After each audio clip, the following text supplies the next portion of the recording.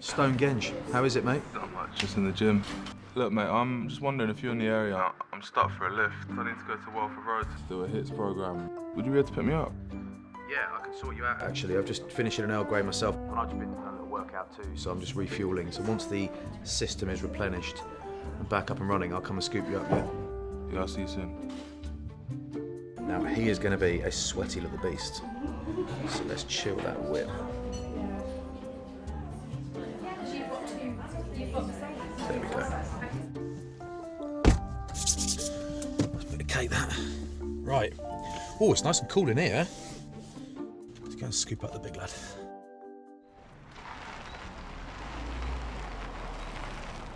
Big lad. Here he is. Let's go. It's on, brother. Shifting a bit of tin, was it? No doubt. Someone in your position would get asked to do a lot of charity stuff. What is it about HITZ that appeals to you? I think when I got involved with the HITZ program first off, once I heard about what they did, it felt quite close to heart. For some of the stories I heard, some of the people that have been through and stuff, like leaving education that quite early and struggling to get back on track.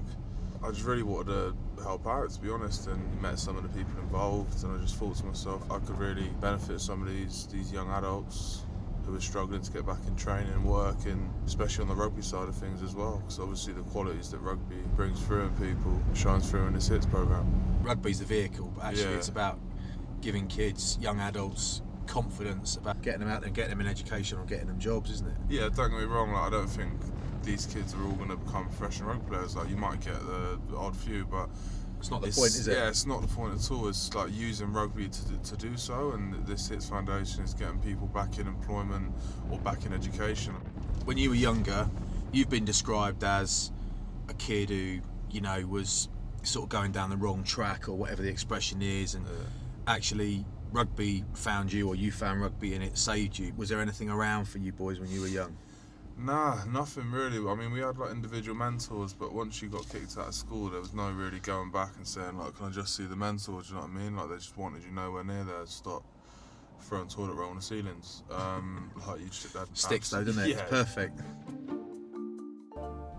Going back to you being a youngster at Bristol, how does leaving Bristol and going to Leicester become an option? How do you find out about that? How does it come about? Basically, like, when I was at Bristol, I was getting in trouble, etc., which we've all heard about before. I got arrested a few times in the same space of 3 months. My head wasn't really in a good place, and then my agent and Andy Robertson agreed, because of the off-field stuff, that it's probably better to get me out, and I thought it'd be good to change it up, X, Y, Z. Then obviously I heard about Leicester, and I think they won the Prem like the year before or a year before that, and I thought, yeah, that's exactly what I need. And then I get there 2 weeks and I've been filled in by Tommy Youngs. Oh, really? And it's exactly what I wanted. This season in particular has been a really hard one for Leicester Tigers. So within the club, have you been feeling the pressure that us lot in the media are kind of talking about being part of your club? To be honest, like, if you think this is spun over now for 3 years, really 2-3 seasons, where Leicester have sacked this guy, Leicester have done this, and we've heard so much from the media. This sort of just goes one ear and out the other now. Yeah. Everyone from the outside doesn't see what goes on internally, as you'd know. When you're at a rugby club, there's so much going on behind the scenes. No one knows. Nobody knows, and that's what frustrates me. But one thing I will say, and Tommy's an advocate for this for the club itself, is like, we've all stayed relatively tight in that regard. It's been a tough journey, man, and we're still on that now. And do you get your genetics from your mum or your dad? Definitely from my mum, I'd say, because that's where I get my non-English backgrounds from. I'd love to tell you the ins and outs of where I'm from, but we actually don't know, because my granddad was adopted. His dad came over in the war.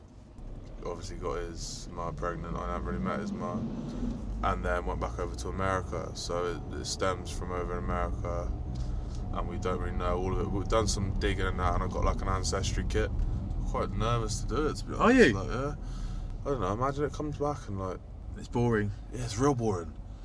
Yeah. I think we're... You're from Luton, mate, just by the bus station. That's where you're from. You're actually just from Bristol, but like...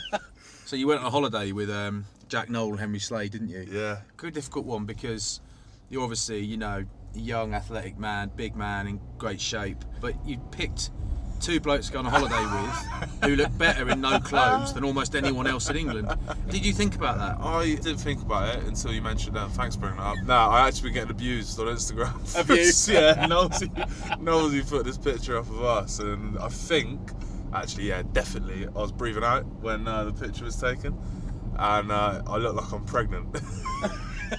Honestly, looks like I've just swallowed a pillow. So you and Carl Sinclair seem to have a lot in common. Is there a bond there? Because it's so often props bond with props, don't they? Yeah, I mean, Marlo and Coley got on real well with each other, didn't they, when they were in that mixture? And yeah, me and Sink sort of do. I think we relate on different levels to Marlo and Coley, to be honest. So when you play against him, there's obviously a lot of respect there and your mates and all that, but Nah, it goes out the window. goes out the window. And 100%. I've seen it. I'm asking you, but I've seen it, and I've seen your eyes when you play against him, and I've seen your behaviour, your body language, and you want to take him out. Yeah, I do. I'd never do anything malicious to hurt him, and we say that to each other. Like, there's no malice in anything we do in terms of like we're never gonna Judas each other and try to like end each other. Right, Genji, have a good session, yeah? Cheers, bro. You got it. Think about the kids, yeah? It's all about them. Of course, mate. Give them something back. Drive safe, yeah. Of course I will, yeah. It's all right.